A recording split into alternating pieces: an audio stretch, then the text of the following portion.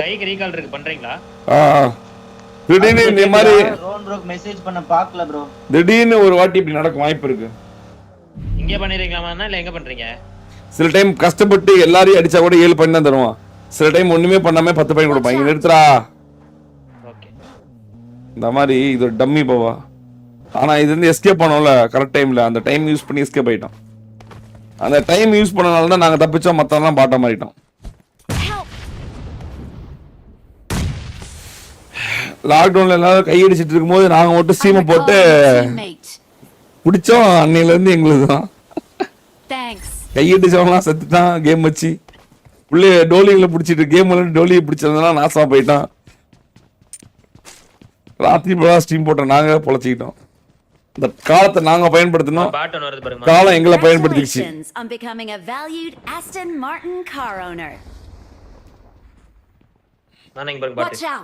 என்னடா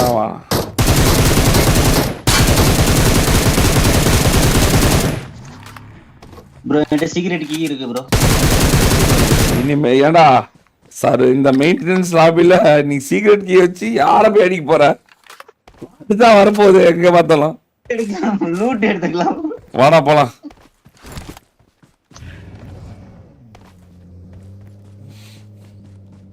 அதாங்க போட்றா. அதுதாங்க டைம். அதுதாங்க காலத்தோட பவர். நான் பல தடவை சொல்றது அதுதான் டைமோட பவர். நீங்க சாமி நம்புங்க நம்ம போங்க, அதெல்லாம் உங்க இஷ்டம்.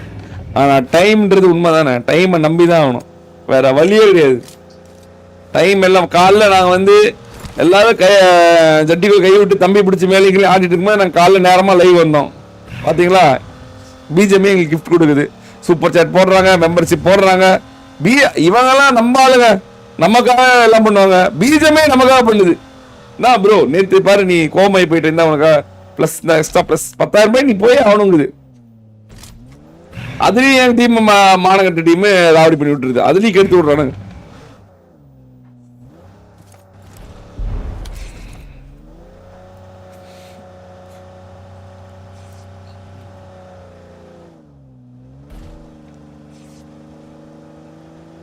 For me gift 1 super car bro. என்கிட்ட எங்க ப்ரோ இருக்கு?